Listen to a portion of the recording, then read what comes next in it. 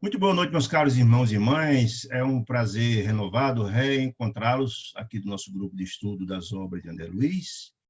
Hoje estudaremos os capítulos 5 e 6 do magistral livro, da magistral obra número 2, da série A Vida do Mundo Espiritual, psicografada pelas mãos venerandas de Francisco Cândido Xavier, pelo benfeitor Emmanuel, ou melhor, pelo benfeitor André Luiz. Os capítulos 3 e 4, vocês se recordam, foi apresentado, André Luiz foi apresentado o Centro de Mensageiros, foi apresentado a André Luiz,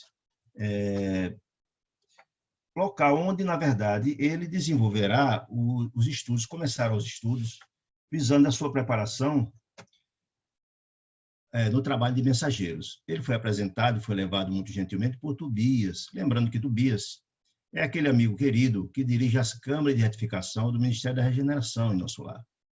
E, muito gentilmente, Tobias, além de ir lá apresentá-lo a Aniceto, que será seu instrutor nessa nova jornada, também foi, e ao chegar lá, fez questão de mostrar as edificações, explicar como era a funcionalidade do centro de mensageiros, entendendo mensageiros como sendo os mensageiros de Deus, os que têm missões importantíssimas, tanto aos encarnados e desencarnados que vivem aqui na crosta, né? Mas também que são enviados mensageiros, em nome de Deus, para os trabalhos realizados na região umbralina e também na região das trevas. Então, é um trabalho muito grande, e o nosso amigo Tobias explicou, André Luiz, a funcionalidade, as responsabilidades dos mensageiros, o trabalho gigantesco que é desenvolvido por aquele departamento do Ministério da Comunicação, explicou tudo a ele, de forma para mostrar para o próprio André Luiz as imensas responsabilidades que seriam depositadas nos ombros de André Luiz, dessa missão tão importante que ele ia começar a desempenhar, né?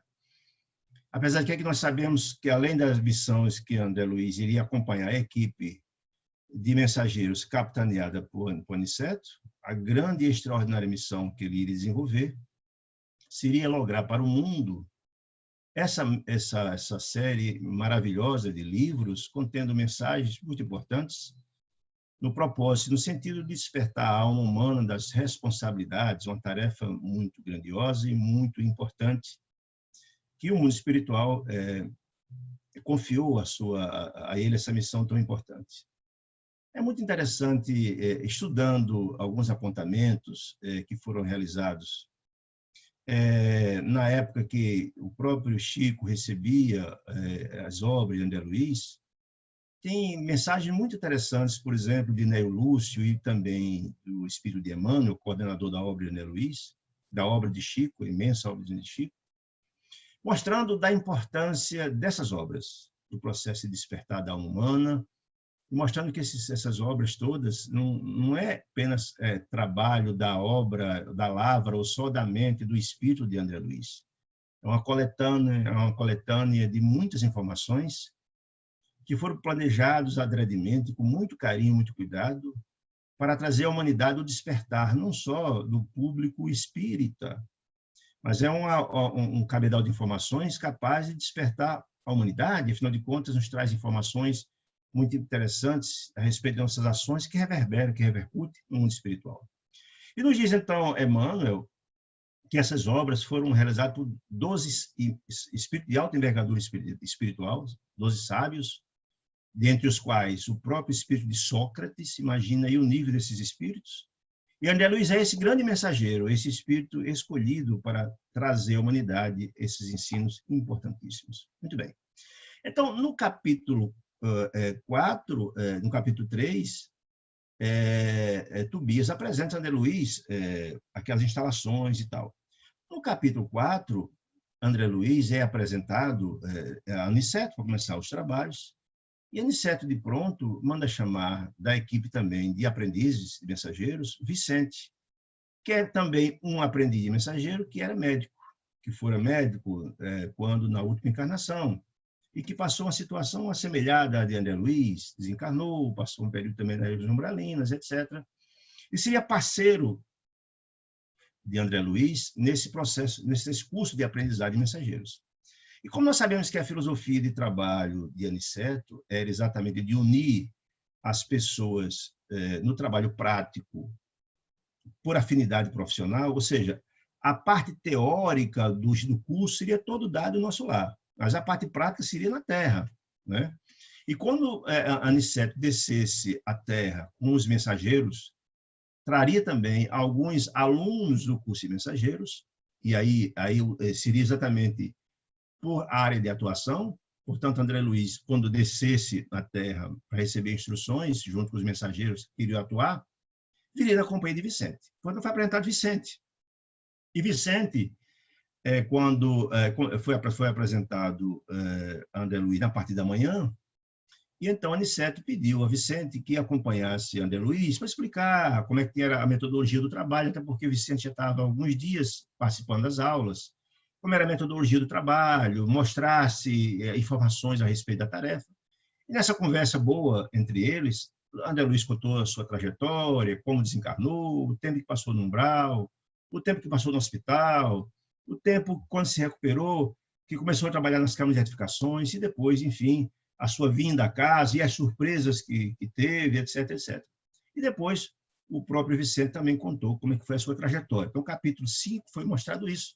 Vicente mostrou que foi também médico, que trabalhou e trabalhava com sua esposa, a Rosalinda, mas que foi vítima de uma trama, que a Rosalinda se apaixonou pelo próprio irmão de Vicente, e era uma trama para assassiná-lo. Ele só descobriu isso depois, né? Foi assassinado, foi envenenado, né? Então, essa é a discussão que foi tratada, que foi esmiuçada no capítulo 4.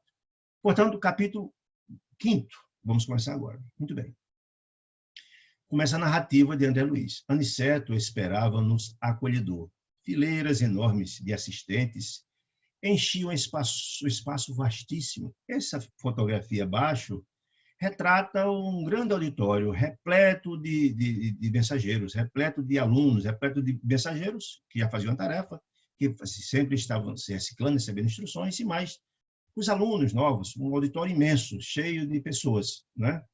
Então, diz Aniceto, hoje, explicou o nosso orientador, dirigindo-se a Vicente de maneira particular, teremos a palavra de Telésforo, antigo lidador, antigo trabalhador do Ministério das Comunicações, que pediu a presença, nessa aula de hoje, né, de todos os aprendizes do trabalho de intercâmbio entre nós, ou seja, entre a espiritualidade e os irmãos encarnados, ou seja, de todos os alunos de Telésforo, ou melhor, de todos os alunos de Aniceto, ou de todos os alunos que participam do curso de mensageiros. É importante saber que no Ministério das Comunicações não só tinha instrutor Aniceto, tinha muitos outros instrutores, portanto, era uma quantidade muito substanciosa de alunos e também de mensageiros, certo?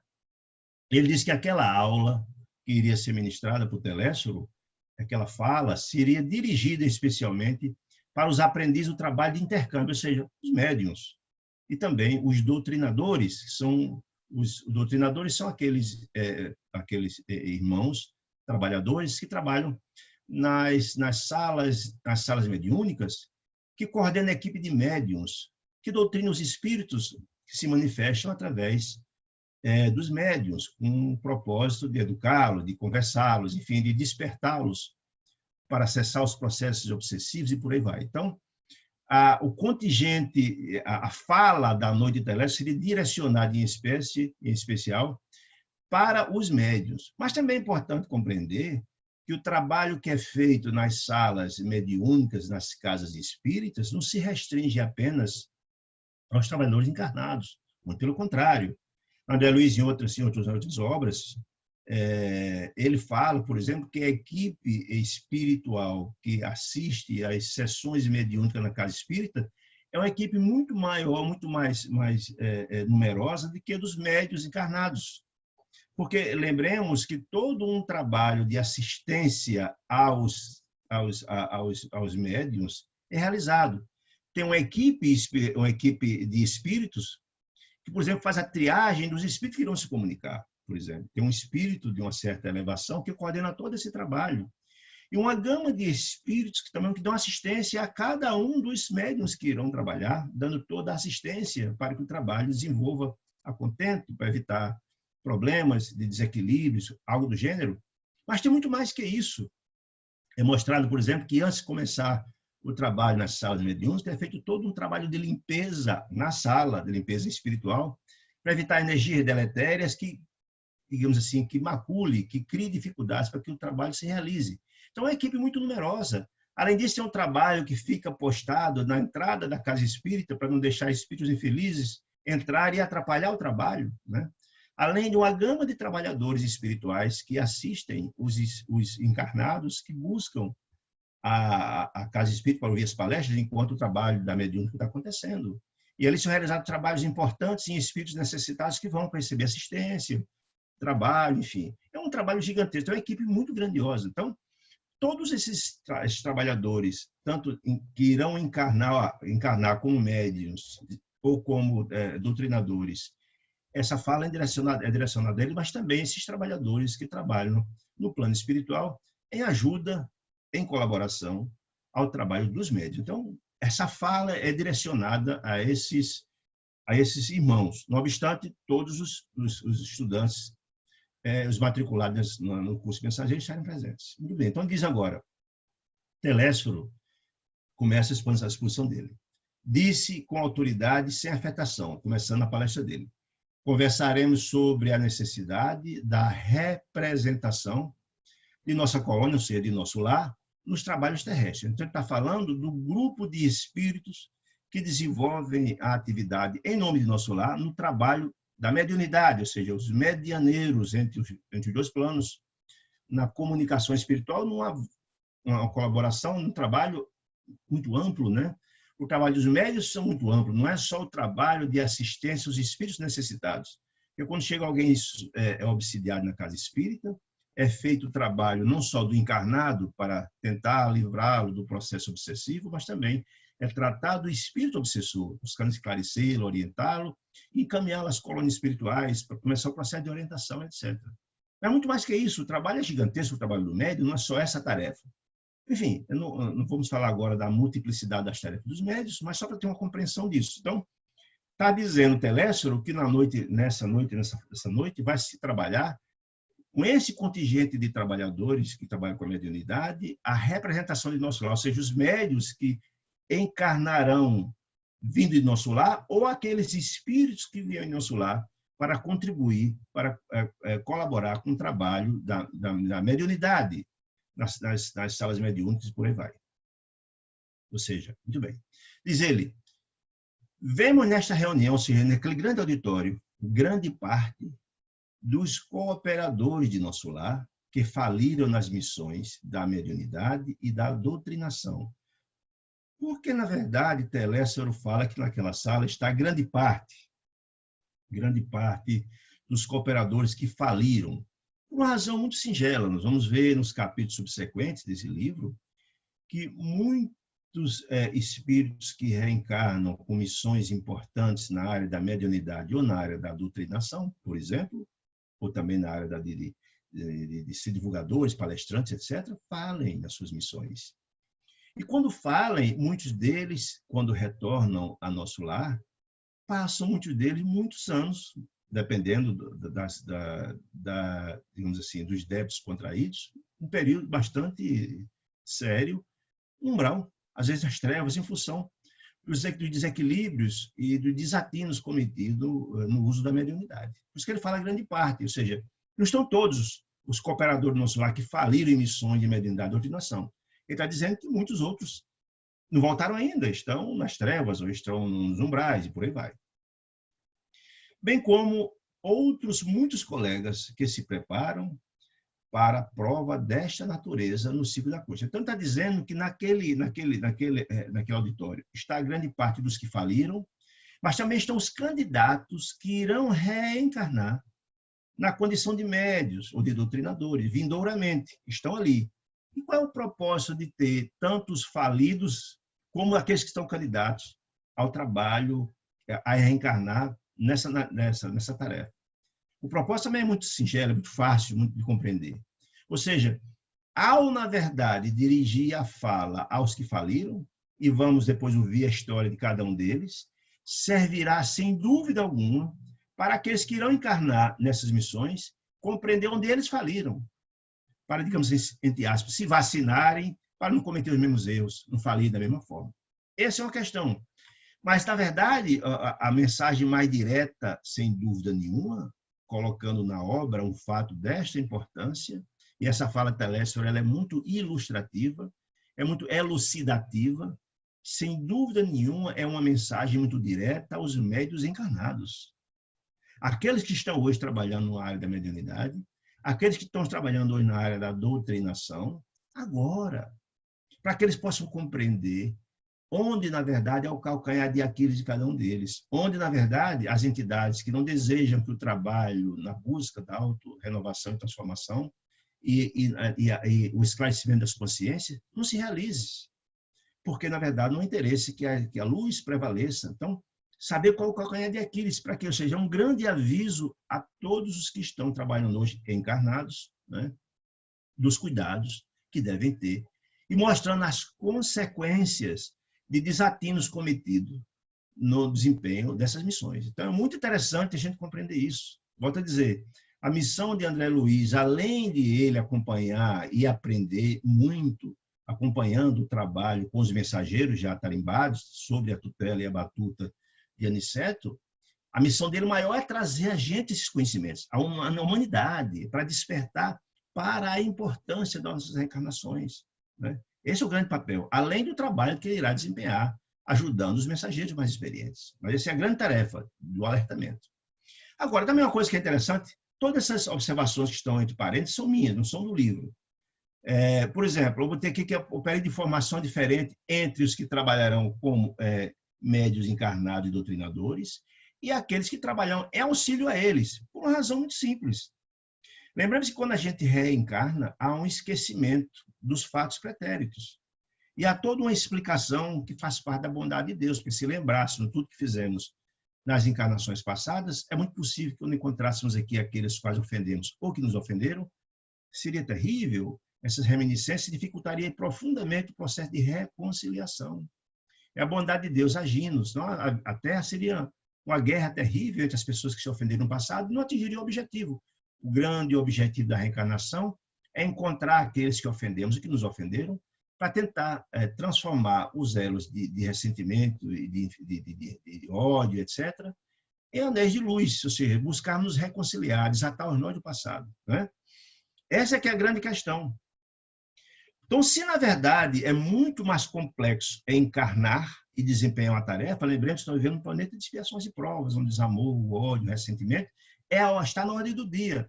Ou seja, são muitas, as tentações surgem a cada momento, é da natureza do planeta que vivemos, porque é o perfil das criaturas que estão aqui, ou vêm cumprir provas, ou expiações, aqui não tem anjos, são criaturas bastante endividadas, portanto, muitas das pessoas que não tiverem a vigilância adequada tendem a não cumprir a sua interesse, as suas missões, qualquer um de nós, porque as dificuldades são múltiplas, por uma razão também muito singela, as sombras ainda dominam a Terra, por isso vivemos o desamor, o ódio, o ressentimento, ainda. No dia que, na verdade, tivermos mais atos de amor, de sublimidade e de bondade, a Terra dará seu salto quântico. No dia que a gente todos despertarmos e passarmos a praticar o bem, e que a soma do bem for maior do que o mal, a Terra dará o seu salto. Mas, na verdade, as trevas, as sombras, não desejam perder esse controle. Por isso, procuram obstacular muito aqueles medianeiros, os mensageiros de Deus, que vêm fazer o bem. Não desejam que isso aconteça para não perderem, na verdade, esse controle. Porque, na verdade, como é que, na verdade, a gente atrai as pessoas, as entidades infelizes? Pela sintonia. Se eu sintonizo no mal, eu atraio o mal. E na hora que as criaturas evoluírem e começarem a sintonizar com a luz e com o bem, não passam a não sintonizar mais com as criaturas infelizes. Portanto, eles perdem o controle. Essa é que é a questão, né?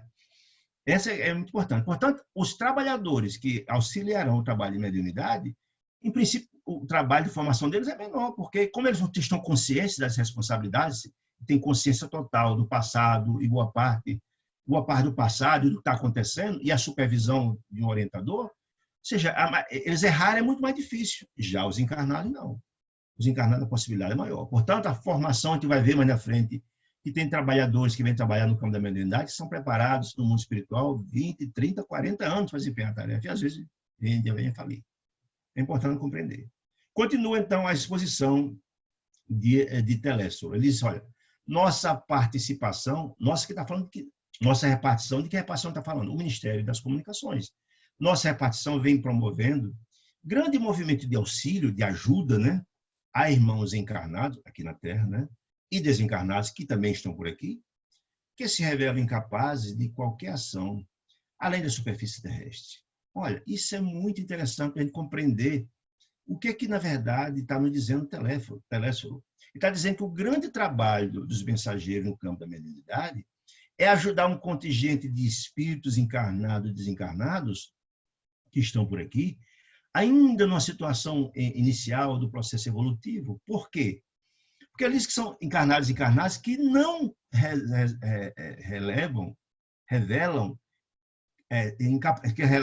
incapacidades de qualquer ação além da superfície terrestre. O que significa isso?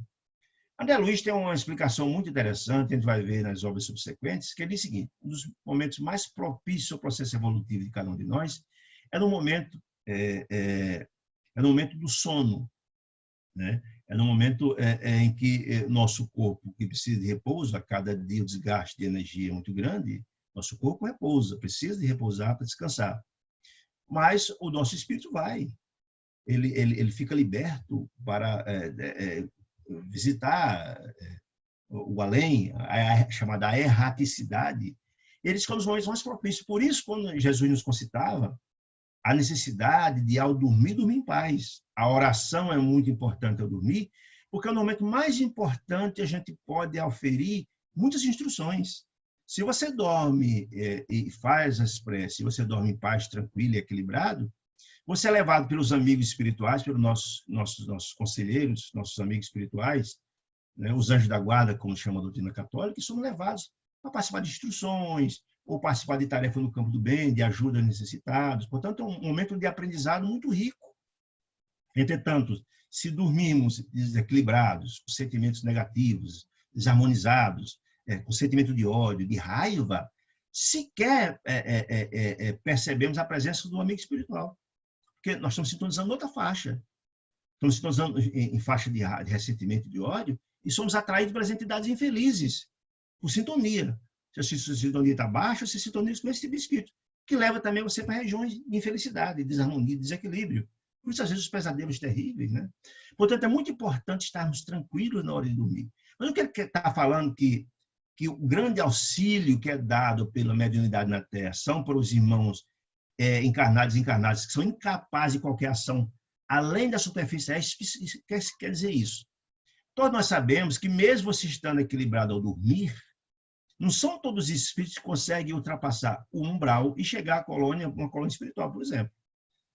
Quem se recorda lá do livro Nosso Lar, quando, na verdade, André Luiz se encontra com Narcisa lá, esperando um contingente de espíritos que for socorrer pessoas nas regiões das trevas chegarem, um contingente, viu aquelas entidades, etc., que ele ficou até assustado, né? E aí foi dito por Narcisa que eram espíritos encarnados que estavam em visita ao nosso lar. E explicou que não são todos que visitam, que tem a capacidade de visitar o nosso lar, porque para visitar uma colônia espiritual, pressupõe que você tem que passar pelo umbral. E só passa pelo umbral quem não tenha sintonia com aquele ambiente. Então, isso quer dizer o seguinte, que muitos espíritos encarnados, mesmo estando em harmonia ao dormir, não conseguem ultrapassar essa região do umbral e chegar a uma colônia espiritual para uma palestra. Recebe alguma instrução aqui mesmo. Mas são espíritos ainda estão numa situação ainda mais atrasadas. E também desencarnados, porque muitos espíritos desencarnam e sequer conseguem sair de próximo da sua residência. Muito apegado às coisas, à matéria, à casa, o carro, aos bens materiais, a mulher, o filho, minha mulher e tal. Não consegue sair de casa, não consegue ficar grudado ali. E muitos passam anos, até décadas, sem saber sequer que morreu, desencarnou. Uma situação de desequilíbrio total. É esse contingente que ele está falando, que são incapazes de qualquer ação fora da superfície terrestre. Por quê? Porque são espíritos ainda bastante atrasados, quer ser encarnado, quer ser desencarnado. Esse contingente é que precisa ser trabalhado para o processo de despertar das questões eternas, os pressupostos e os ensinamentos que Jesus de Nazaré vai trazer na sua Boa Nova. Então, dizendo, olha, o grande foco do nosso trabalho na mediunidade é exatamente nesse contingente de espíritos mais necessitados que precisam despertar. Olha que informação interessante. É nesse grupo que o trabalho tem que ser mais centrado, nos dias Telésforo. Muito bem. Continua ele falando. Nossa tarefa, disse Lessoro, é enorme diante desse público necessitado. Nossa tarefa está falando dos médiuns, de nosso lar, de atender esse contingente imenso de criaturas ainda numa situação de ignorância que estão aqui, encarnados e encarnados. Eles precisam disseminar ensinamentos novos relativamente à preparação dos que habitam a nossa colônia, de nosso lar, preparar bem adequadamente as criaturas que irão trabalhar com esse contingente de necessitados, né? Considerando os esforços e realizações do presente e do porvir. Ou seja, naquela época, já em 44, a situação já era muito difícil, hoje também. Ou seja, a quantidade de espíritos necessitados é muito grande naquela época e agora também. Então, ele está falando por que do porvir, do futuro? Porque nós sabemos que a Terra vem um processo evolutivo, processo de desenvolvimento, processo de transição. E os desafios são múltiplos. A Terra só caminhará, só evoluirá, se a gente instruir as criaturas que aqui estão, abrir a cabeça deles, no sentido de eles compreenderem a importância que são filhos de Deus e precisam caminhar, seguir em frente, né? Então, está dizendo, precisa trabalhar esse contingente de criaturas ainda no estado de ignorância, visando o futuro deles e também do planeta, que precisa também evoluir. Continua dizendo, é indispensável, está dizendo que é aconselhável, não, é indispensável, é fundamental socorrer os que enfrentam corajosos as profundas transformações do planeta. É isso que eu estou falando. Ele está me falando que o contingente de espíritos que aqui se encontra aí no estágio de ignorância, encarnados e encarnados, é muito grande. E que o planeta Terra está seguindo o seu caminho. Todos nós sabemos que os compêndios religiosos, desde o Velho Testamento até os de hoje, falam do momento da transição da Terra. Fala que a gente viu um momento de transição do planeta muito interessante, né? Visando para sair desse processo do planeta de provas e expiações, um planeta de regeneração. Quem tiver interesse em compreender melhor esse assunto, 3 extraordinárias obras psicografadas pelas mãos de Valdo Pereira Franco, através do benfeitor Manuel Filomeno de Miranda, Transição Planetária em 2010, O Amanhecer da Nova Era em 2012 e Perturbações Espirituais em 2015, são obras importantíssimas que têm muitas informações do momento atual do processo de transição da Terra. São obras importantíssimas, né? E essas obras trazem informações que denotam e mostram que nós estamos no ápice desse processo da transição. Inclusive, gravamos um vídeo que deve ser lançado muito em breve aí no site da Sociedade dos Espíritos de Natal, sobre esse assunto, mostrando a importância do momento que vivemos. E já Telésco, quando o livro foi lançado, na década de 40, já falava disso. Precisamos preparar as pessoas que estão no momento do planeta para prepará-las para o futuro, né? Aí ele diz aqui, as transições essenciais da existência da Terra, ou seja, a transição do planeta, encontram a maioria dos homens absolutamente distraídos das realidades eternas. Você está dizendo o seguinte, olha, boa parte do contingente de espíritos que estão na Terra encarnados ou desencarnados, muito ligado à materialidade, não tem compreensão disso, de que, na verdade, que realidades eternas são essas, e que ele fala, e que todos nós somos filhos de Deus, todos nós somos filhos do Criador do Universo. Né? Se somos filhos de Deus, somos herdeiros do Pai. Se somos herdeiros do Pai, nós temos a gene do Pai e nossos espíritos. Somos, portanto, deuses. Quem disse não sou eu, não. Foi Jesus de Nazaré que nos falava isso. Vós sois deuses, faz brilhar a sua luz. Vós sois o sal da terra, dizia Jesus. Ou seja, o sal da terra, na compreensão de que o sal é o que dá sabor ao alimento, e nós também podemos dar sabor à nossa vida na terra, podemos ter uma vida na terra mais razoável, mais saborosa, mais alegre, mais feliz, se fizermos compreender que somos filhos de Deus e distribuamos a nossa luz. E como é que é possível compreender essa ideia de somos de Deus? Claro que Jesus falava de um Deus em potencial.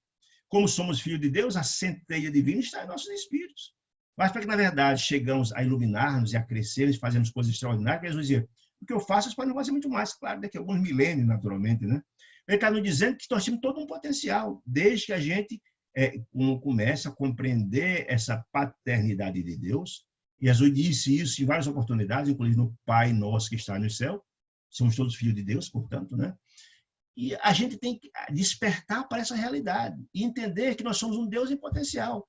Se começarmos a despertar para isso e vivermos os ensinamentos extraordinários que Jesus de Nazaré veio trazer há cerca de 20 séculos, que é sua boa nova, né? Que a gente não entendeu ainda, que é o grande instrumento didático capaz de transformar o espírito de cada um de nós, dos filhos de Deus que viriam estagiar, se matricularam, que se estão matriculados, que se matricularão na escola da vida. A Terra é um grande educandário de almas. E para tal, a gente precisa de mais da instrução dos irmãos mais velhos, ou seja, dos enviados de Deus, esses mensageiros que vêm despertar, trabalhar nos nossos corações, no sentido de nos renovar. Né? É isso que está falando. A maioria dos espíritos que aqui estão distraídos dessa realidade. Nós somos filhos de Deus e que temos todo um potencial. Muitos que estão aqui ainda têm uma ideia muito materialista de que morreu, acabou tudo. E aí, quando se desencarnam, vem as grandes surpresas. Vão ver que, na verdade, não morreram, perderam uma oportunidade importante. Ou seja, é chamar a atenção para darmos à nossa reencarnação um valor muito maior e aproveitarmos as oportunidades que Deus está nos dando. E muitos de nós somos dissociados dessa informação, não temos a menor compreensão, e não aprendemos, e não aproveitamos de forma adequada as nossas encarnações. É nesse aspecto que ele fala. E mais ele, não relacionamos apenas a ação da ignorância e da perversidade. Então, ele está dizendo que um fator impedidor do despertamento desses espíritos que ainda ignorantes aqui na Terra não é só o fato de serem eles ignorantes ainda, porque diz a questão 116 do Livro do Espírito, Deus criou todos nós simples e ignorantes, né? Para despertar gradativamente o processo de renovação e transformação. Deus podia ter criado todos nós já iluminados, felizes, mas não foi essa a estratégia de Deus. Criou todos nós simples e ignorantes, mas nos dá os instrumentos para conquistar essa felicidade, que também, ao sermos filhos de Deus, Deus garante a todos que serão felizes um dia, mas terá que conquistar essa felicidade. Né? Mas ele está dizendo que não é só o fato de sermos ignorantes, a ignorância e a perversidade de existir na Terra. Não. Há outros fatores que dificultam o processo de despertar do espírito. E ele vai falar que as religiões, que são caminhos para Deus, não entenderam ainda de que todos nós somos colaboradores de Deus ou de Jesus nesse processo de despertamento. Que as religiões, em vez de compreender que todos estão unidos no mesmo propósito de despertar, ficam brigando entre si, dificultando essa tarefa importante. E aí eu botei aqui a mensagem do Dr. Bezerra, porque o Dr. Bezerra Menezes tem uma mensagem muito bonita que ele fez em 2010, falando do momento da transição do planeta. Ele disse, olha, nós, os que estão encarnados na Terra hoje, têm uma missão importantíssima, eles. E quando encarnaram, ficaram sabendo que essa encarnação era muito importante, porque iriam participar de um momento muito especial do ápice do processo da transição planetária. E é importante que eles tenham essas compreensões e se esforcem para se renovar, sob pena, na transição, de não ter mais possibilidades, se não se renovar e continuarem no campo da ignorância, do crime, etc., de não reencarnar de novo na Terra, vindouramente, de não carimbarem o passaporte para ser um cidadão da nova era, da Terra regenerada. Por quê? Haverá um momento, e esse momento é agora, segundo todos os companheiros religiosos, que aqueles que continuarem ignorando o chamamento de Deus para a renovação e continuarem no crime, serão degradados para planetas inferiores, planetas ainda iniciados, né? E como aconteceu em Capela, quem lê Os Exilados de Capela sabe, né? Que passou um problema semelhante à Terra. E aqui também, segundo a Gênesis, capítulo 18, os espíritos que não aproveitarem essa oportunidade serão exilados em planetas iniciais, né? Onde irão cumprir também seus papéis. Então, o que está nos chamando aqui a atenção é isso, de que há a necessidade da gente despertar e dar o nosso contributo para continuar nossa ascensão para Deus, que é o que Deus deseja, a felicidade dos seus filhos. E, ao mesmo tempo, despertar, é a necessidade de despertar. Continua dizendo, aí ele falando que não só a ignorância e a perversidade, o fator impeditivo desse despertar da humanidade. Quando ele dizendo, olha, combatem o espiritismo, algumas escolas cristãs, ou seja, algumas religiões que têm Jesus o modelo, não entenderam ainda que a gente precisa se unir. Então, nós trabalhamos, digamos assim, para o mesmo mestre, né? Como se não colaborássemos com o mestre divino. Ou seja, todas as religiões trabalham para Deus, para Jesus, o governador espiritual da Terra. Mas muitos preocupados em fazer prevalecer o seu sentimento, o seu pensamento, e achar que é mais importante dentro das outras, só a ideia exclusivista, só ela é a boa, só ela salva. Essa ideia infeliz cria brechas e terminam sendo instrumento das sombras, dificultando o processo de esclarecimento e despertamento dos filhos de Deus que aqui estão matriculados para buscar o seu processo ascensional. Então, olha, a Igreja Católica Romana classifica os espíritas a cooperação como diabólica. Ou seja, ainda tem um trabalho profundamente preconceituoso, hoje menos, mas tinha no passado isso muito forte, Quem sabe, todos que vimos a história de Chico, sabemos as lutas e os sacrifícios que Chico Xavier teve lá em Uberaba, lá em Pedro Leopoldo, uma oposição ferrenha da Igreja Católica. Todo dia fazia uma romaria em frente, parava em frente do centro e ficava lá gritando, criando dificuldade imensa. E Chico, com aquela paciência divina, levava isso numa boa, mas não, isso era uma oposição muito forte. Eurípides Bassanufo também teve essa mesma dificuldade no começo do século, antes de Chico, lá no interior de Minas, né? A reforma luterana, ou seja, os espíritos, melhor, a reforma luterana, que são as igrejas evangélicas, perseguem-nos, os espíritos, a colaboração amistosa, do mesmo jeito que nós sabemos isso. Infelizmente, existe muito esse processo, né? E as correntes espiritualistas, ou seja, as correntes que, mesmo entendendo que o corpo, quando se morre, o espírito continua vivendo, né? Mesmo essas correntes espiritualistas, que é diferente do espiritismo, os espíritas compreendem o processo da reencarnação, e muitas correntes espiritualistas que entendem que o espírito continua, mas não reencarna, né? E elevado teor educativo, nos diz Telésforo, que nos malsinam a influência dos espíritas por quererem o homem aperfeiçoado de um dia para o outro, como se fosse uma mágica. E a gente sabe que a natureza não dá saltos. O processo evolutivo não acontece assim. Rigorosamente, redimindo a golpe instantâneo da vontade. Então, você quer, você consegue, como se fosse fácil o processo de renovação e transformação.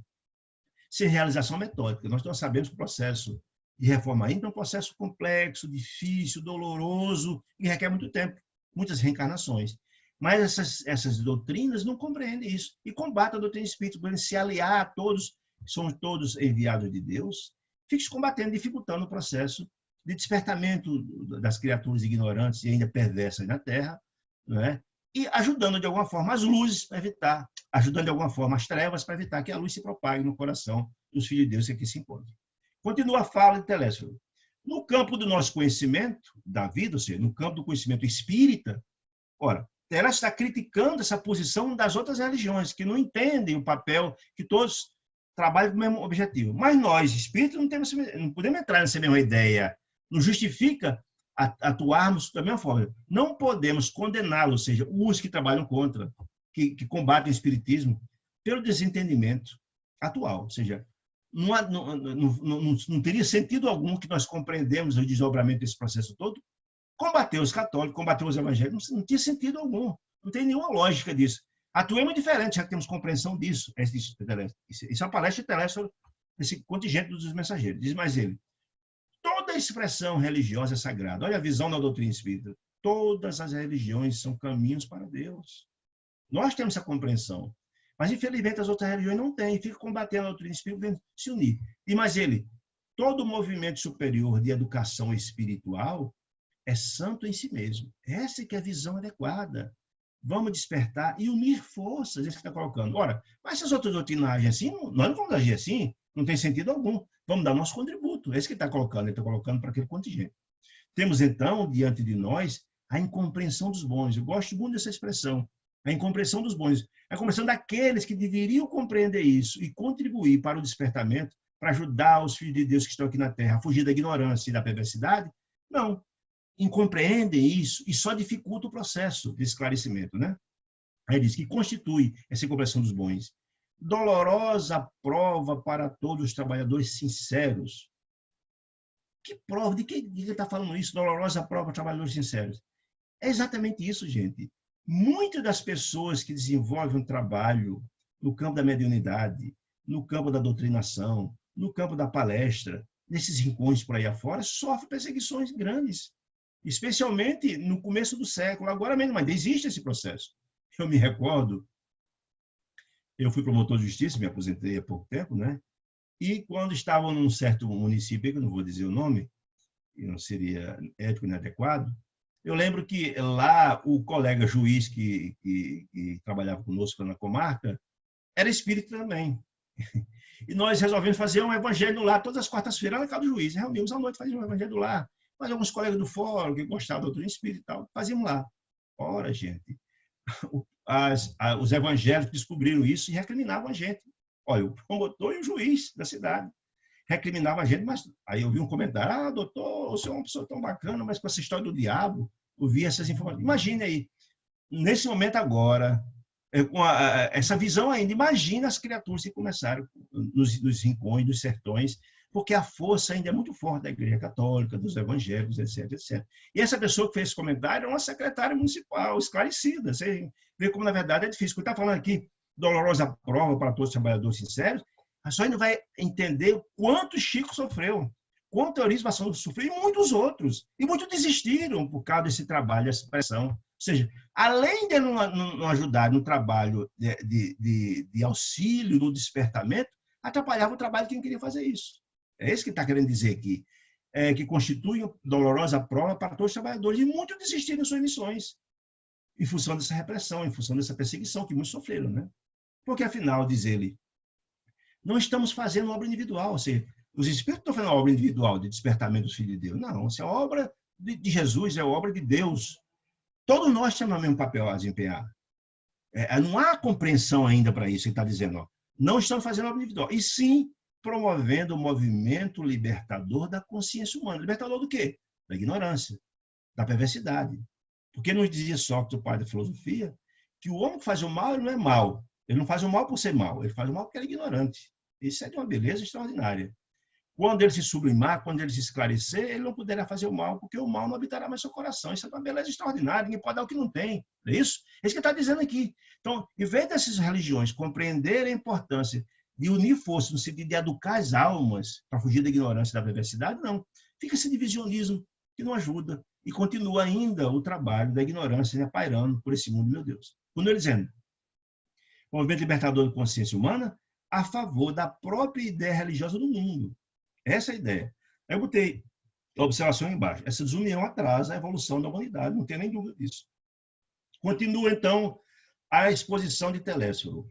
Olha que coisa importante. Ele diz, olha, sacerdotes e intérpretes, padres, pastores, de outras religiões todas, intérpretes, escritores, palestrantes, não importa, sacerdotes e intérpretes dos núcleos organizados das religiões da filosofia, dessas outras que combatem a doutrina espírita, não percebem ainda que o espírito da revelação espiritual é progressivo, como a alma do homem. Essa informação é muito interessante. O que é que ele quer dizer com isso, que o espírito da revelação é progressivo? Ou seja, as verdades espirituais são colocadas e são trazidas à humanidade quando a humanidade tem a capacidade de absorver essas informações.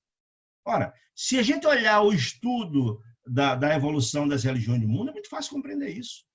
Como é que foi a primeira revelação de Deus aos homens? Foi através de Moisés, lá atrás, muitos séculos antes de Jesus. Como assim? Na verdade, quando Moisés libertou o povo hebreu da escravidão do Egito, depois de mais de 300 anos de escravidão, quando levava na famosa diáspora o povo hebreu pelo deserto, em busca de Canaã, a terra prometida, no Monte Sinai, recebe de Deus os 10 mandamentos. Talvez a primeira psicografia existente na humanidade traçada na pedra, né?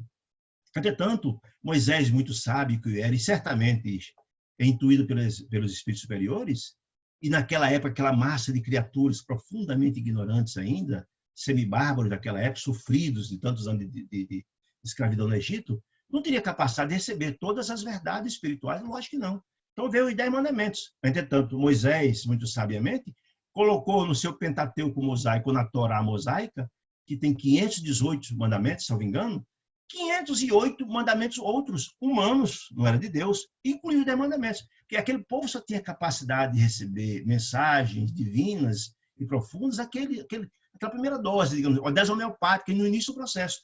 E aqueles 508 mandamentos outros eram humanos, profundamente discriminatórios, mas estavam em conformidade com os costumes daquele povo, bárbaro, sofredor, etc, etc. É tanto que sobre a lei mosaica, tinha a ideia de que a mulher que traísse o marido era lapidada em praça pública, ou seja, apedrejada sem julgamento. Isso podia vir de Deus? Claro que podia vir de Deus. Isso é uma lei humana. Quando Jesus veio depois, com a segunda revelação de Deus aos homens, foi através de Jesus, que veio trazer a Boa Nova, que foi a grande missão de Jesus encarnar, foi trazer a Boa Nova, esse grande compêndio religioso extraordinário, capaz de transformar a alma humana, né?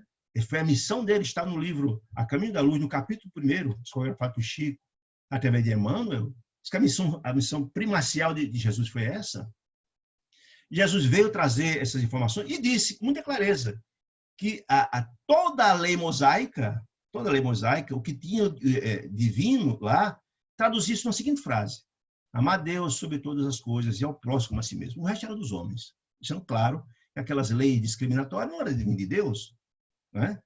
Mas certamente também Jesus saberia que a época que ele veio, há 20 séculos atrás, há 2000 anos, aqueles ensinamentos que ele veio trazer seria adulterado no decurso do tempo, por interesse de pessoas e religiões, etc. Jesus sabia disso. Eurípides Massanufo, no livro psicografado por Divaldo, até o benfeitor Manuel Flamengo Miranda, Tormento e Obsessão, ele, numa conversa com o Manuel Flamengo Miranda, diz isso, que Jesus sabia que seus ensinamentos seriam adulterados no decurso do tempo. Isso, por isso que ele prometeu, lá no Evangelho de João, no capítulo 24, incisos 15 e seguintes, ele diz, no decurso do tempo, pediria a Deus que mandasse um novo Consolador à humanidade. Que esse Consolador, que viria restaurar as informações que ele trouxe, falar tudo, explicar tudo que Jesus teria dito, trazer informações outras, quando a humanidade tivesse capacidade de absorver essas informações, né? Por que isso? Porque a necessidade de restaurar o evangelho primitivo que ele trouxe, puro, né? Portanto, a doutrina espírita nada mais é do que o evangelho redivivo de Jesus, na sua missão pura, como ele trouxe. Por que restaurar? Porque ele é fundamental para o processo de renovação e transformação da humanidade, que é o projeto de Deus para os filhos que aqui vieram encarnar, nessa que é uma das moradas da casa do Pai, como dizia Jesus. Essa é que é a questão. Então, eu quero te falar aqui que esses sacerdotes não entenderam ainda o espírito da revelação é progressivo, pode ser de uma vez, que a humanidade não tem capacidade de absorver tudo isso, não é coisa do tempo. A doutrina espírita veio com Kardec, mas está sendo aprimorada, toda cheia de informação nova do mundo espiritual, conforme tem a capacidade de absorver isso. A obra de André Luiz, a nosso lado, na década de 40, e trouxe uma infinidade de informações que não está na obra de Kardec. A morada do mundo espiritual, a vida do mundo espiritual, e continua chegando informações outras, porque essa é que é a história. Então, às vezes, esses sacerdotes não entenderam até agora que o espírito da revelação é progressivo como a alma humana, ele vai progredindo gradativamente. O homem, a cada encarnação nova, ele vai trazendo informações outras, vai se renovando, né? Por isso a dificuldade que as religiões têm de compreender disso. Ele diz mais, as concepções religiosas se elevam com a mente da criatura. Ou seja, quanto a criatura vai se elevando, vai se aumentando também o seu caráter religioso, vai evoluindo o homem, né? Muitas igrejas, diz ele, não compreendem até agora, né? Por enquanto, até agora, que não devemos espalhar a crença dos tormentos eternos, dos infernos, dos céus, para os desventurados, e sim a certeza de que não há há homens infernais, infelizes, desarmoniosos, equilibrados, criando inferno para si mesmo. Ou seja, a ideia de tormentos eternos é uma ideia absurda, porque na verdade, contraria a ideia de Deus como Pai misericordioso e bom. Como é que Deus é o Pai misericordioso e bom e condena alguém eternamente aos fogos dos infernos? É isso que ele está colocando. Enquanto você tem essa ideia, não ajuda em nada o homem despertar. Não estimula sequer o homem a se renovar. Ora, se todos nós somos filhos de Deus, se Deus é Pai misericordioso e bom, do dia da doutrina espírita, nós hoje estamos colhendo o que plantamos no passado. Fizemos o mal, estamos colhendo agora. Mas nós temos todas as possibilidades. Se hoje plantarmos o bem, colhemos o bem vindouramente. Essa é a ideia central da doutrina espírita. Da renovação, da lei de causa e de efeito. Enquanto essas religiões continuam essa ideia dos tormentos eternos, de que Deus vai condenar alguém eternamente nos infernos, uma ideia muito desarmoniosa, e com todo respeito, de céu sem lógica. Que a ideia do céu que nos traz, por exemplo, a doutrina católica, é que você vai para o céu e fica lá numa vida sem nenhuma utilidade, comendo, dormindo, ouvindo música. Qual é a lógica disso? Os espíritos que mais evoluem, que mais têm informação e instrução, são os filhos de Deus mais instruídos, que têm o papel de instruir os que estão na retaguarda, os que não têm informação. São esses os irmãos mais velhos, que numa família convencional nossa, os irmãos mais velhos mais instruídos ajudam os que não têm instrução. Não é assim? Na família de Deus é a mesma ideia. Certo? Deus, a quem mais deu, vai cobrar muito mais. Quanto mais se esclarece o espírito, mais tem a obrigação de assistir aqueles que estão na retaguarda e não têm essa compreensão ainda. É isso que ele está colocando. Né? Então, assim, enquanto tem essa compreensão de tormentos eternos, de inferno, e ele diz, olha, os infernos, na verdade, são os homens ainda ignorantes, que, por ter feito tanto mal, estão criando os infernos em si próprios. Ou seja, eles estão colhendo o que plantaram. Essa é a ideia. A gente tem que despertar. E quando essa ideia, não conseguimos evoluir. Esse que nos diz Telésforo. Quando ele dizendo, não podemos, porém, perder tempo no exame da teimosia alheia. Ou seja, não cabe a nós, espíritas, estarmos indo atrás dessa teimosia, discutindo com as outras religiões. Não tem sentido algum. Vamos perder tempo com isso que ele está dizendo. Nesse sentido. Temos serviços complexos a ser dilatados. Ou seja, a gente tem que fazer uma tarefa imensa, porque a gente está fazendo um trabalho nosso e dos outros que deveriam nos ajudar a fazer. É isso que ele está colocando, isso que é dilatados, né?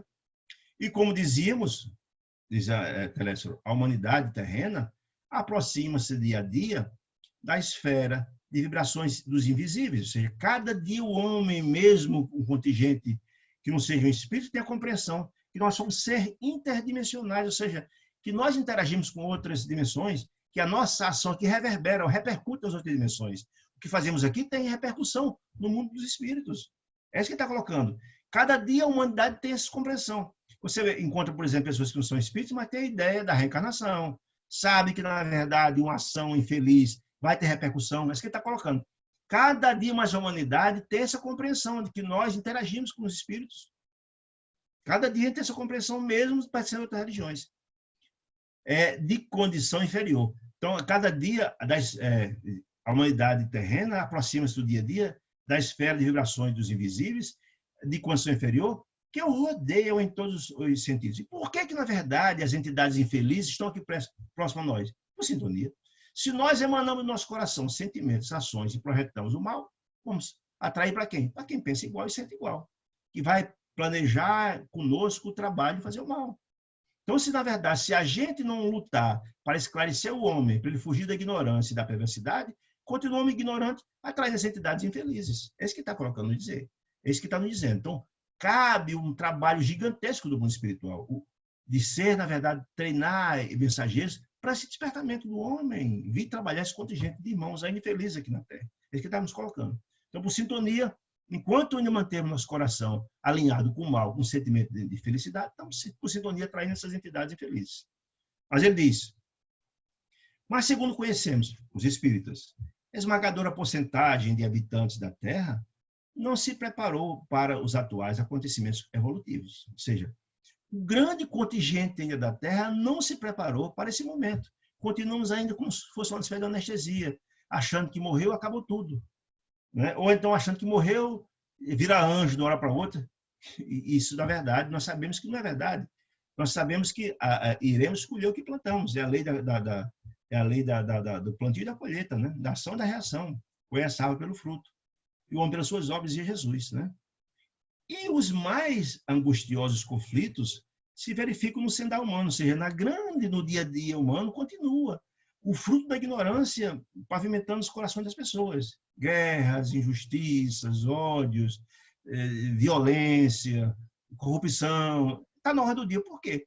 Porque um contingente muito substancioso de espíritos aqui continua com o coração voltado para o mal. E atrás entidades infelizes para também estimular o mal. Né? Isso que está colocando. Né? Então, o sendal humano, o dia a dia nosso, ainda está povoado desses conflitos angustiosos. Né? A ciência progride, diz ele, vertiginosamente, porque cada dia tem repercussões e descobertas científicas importantes no planeta.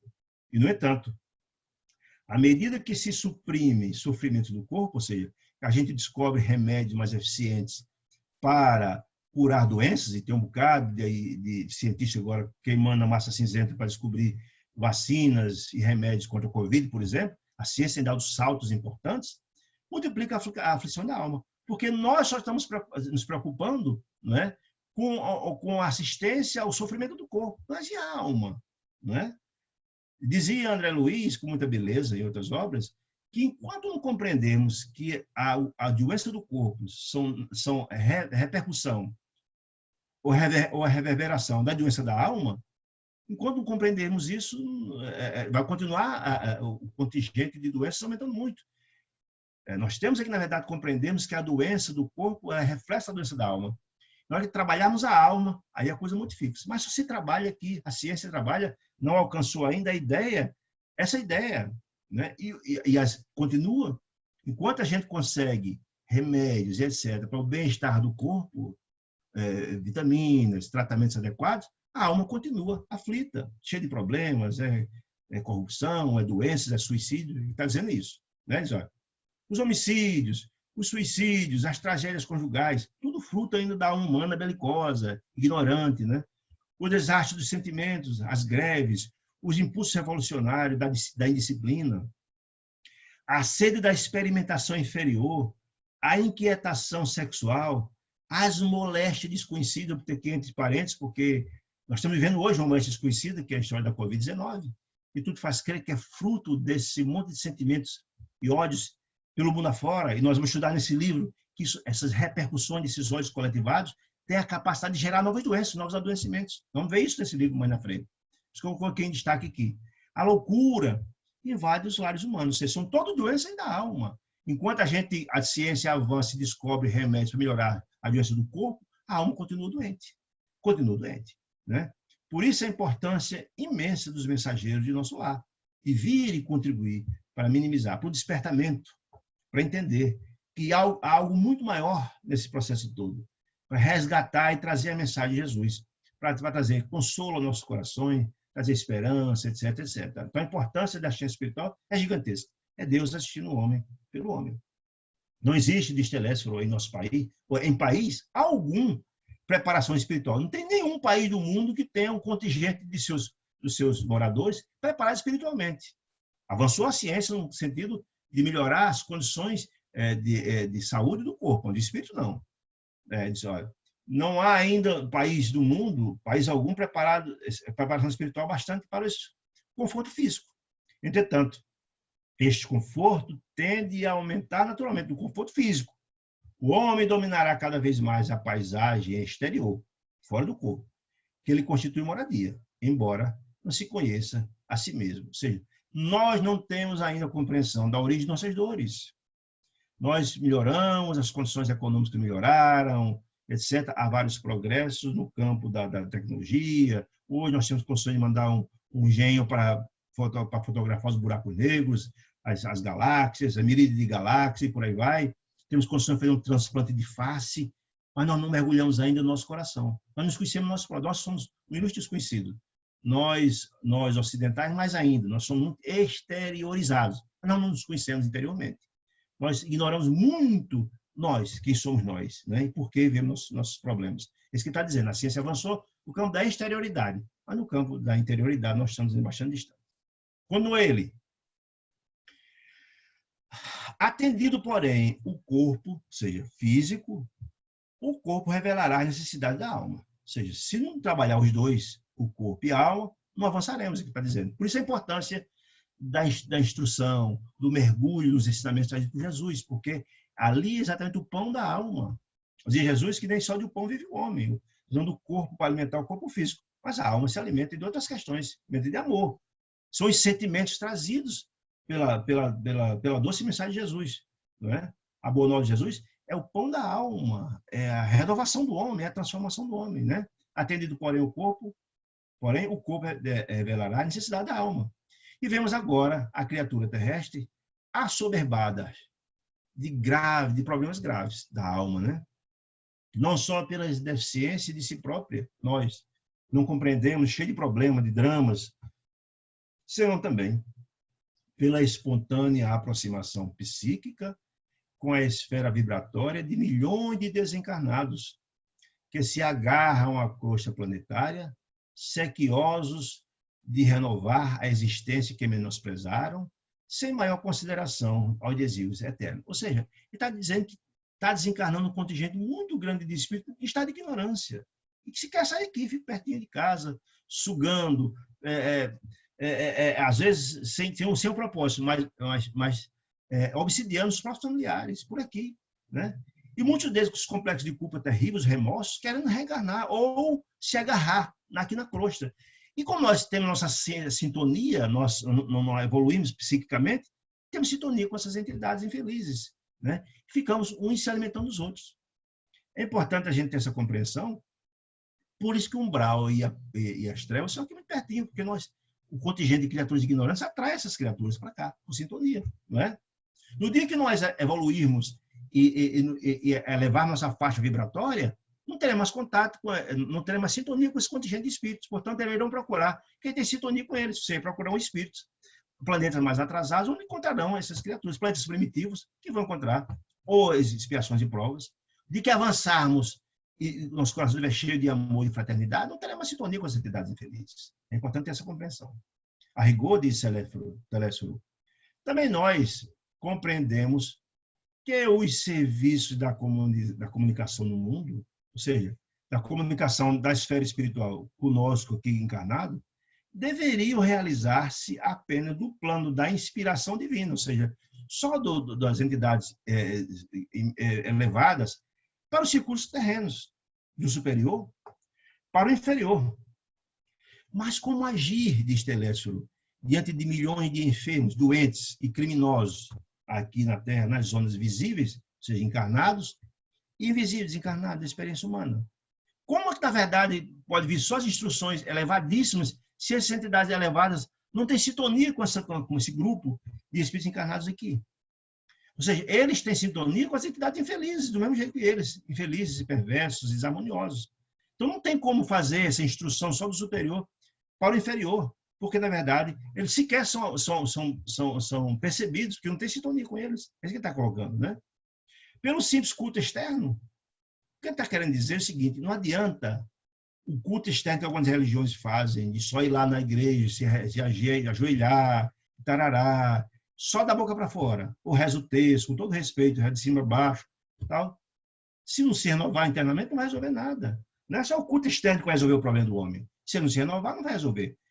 Como pretende a igreja de Roma. Só o culto externo. O cara vai à igreja, ou vai à casa espírita e já está resolvido o problema. Não está resolvido o problema. Nem na igreja católica, nem na casa espírita, nem na igreja evangélica. Não é só frequentar a casa espírita. Não é só dizer que foi lá e está tudo resolvido. Não está resolvido, né? Quem está dizendo isso? Ou pelo ato de fé, exclusivamente, como espera a igreja protestante, ou seja, as igrejas evangélicas acham que só faz você ter fé. Eu tenho fé que eu vou resolver esse problema. Não está resolvido. Pago o dízimo, está resolvido. Eu paguei o dízimo, estou salvo. E algumas pessoas dizem isso. Isso é um grande engano, gente. Se alguém está dizendo isso para ele, está enganando. Porque, na verdade, o que renova e transforma o homem é a ação no campo do bem. Não é só o homem que não faça o homem do bem, não é aquele que não faça o mal, é aquele que faz o bem. Fazer uma obrigação, nós temos que fazer o bem. Não é só o fato de ir pagar o dízimo, como fazia a Igreja Católica lá na Idade Média, você pagava a indulgência, doava à Igreja os seus atos, e a Igreja perdoava você e que você está tudo certo. Já tinha um lugar no céu. Isso é um engano, claro que isso é um engano. Não é por aí. Você precisa se renovar, se transformar, trabalhar no campo do bem, isso que ele está dizendo, né?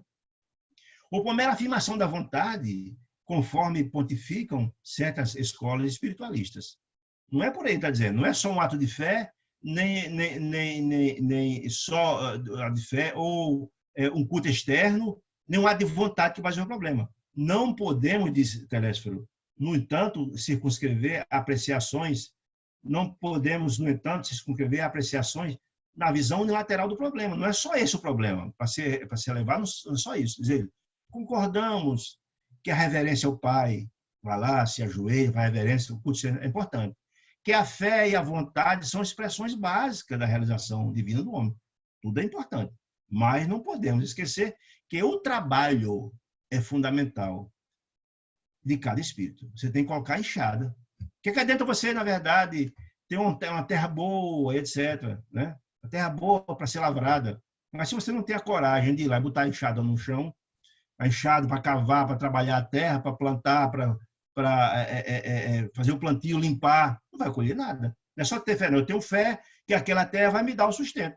Então, se você não for lá, se tiver só a fé e não for fazer o plantio e limpar, etc., lá do bar não vai resolver nada. Ele está dizendo, não é só a fé. Né? Não é só o culto externo de se ajoelhar, Deus, me dê aqui uma colheita maravilhosa de milho. Se você não pegar a enxada e for para a terra, não resolve.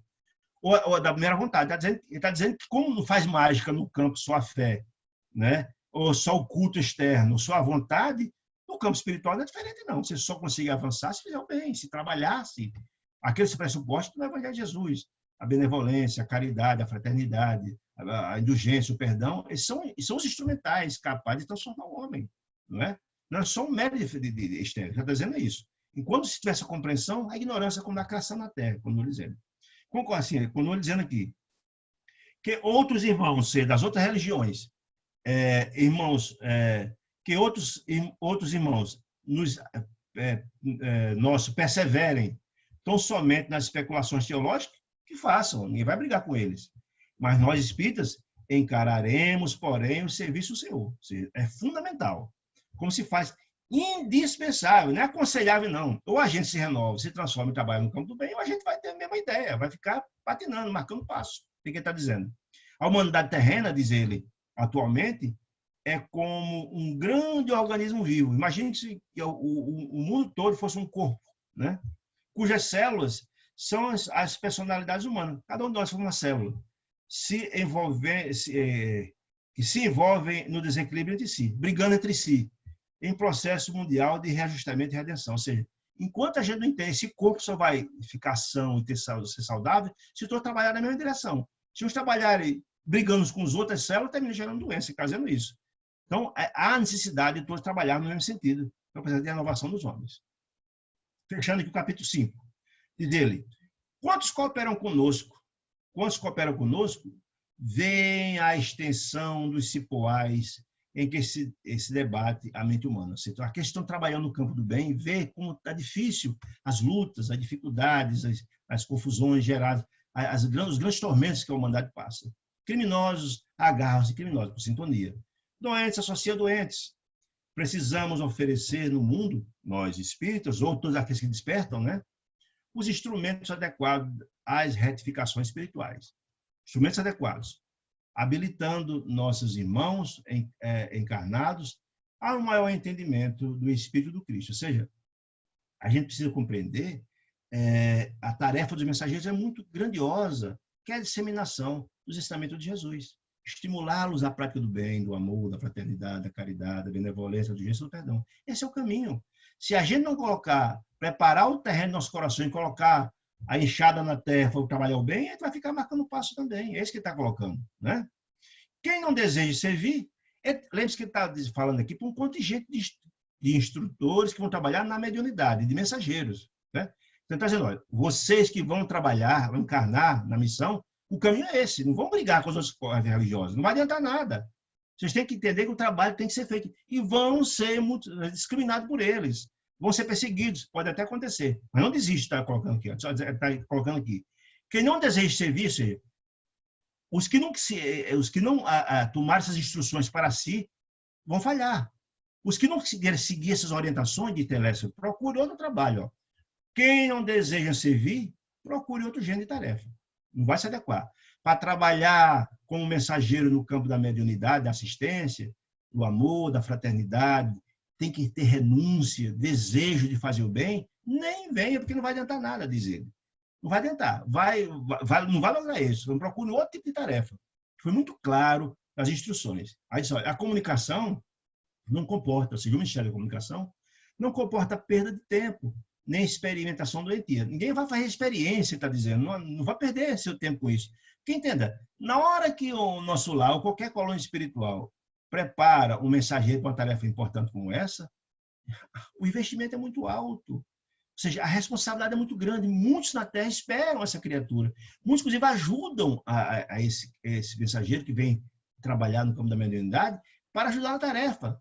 Todo um trabalho é feito de assistência a ele pelos instrutores, dar todas as condições. E se um camarada desse, um mensageiro desse, fale, muita gente deixa de ser beneficiada. A responsabilidade é muito grande, ele está colocando isso. Então, não tem tempo para fazer experimentação doentia, não.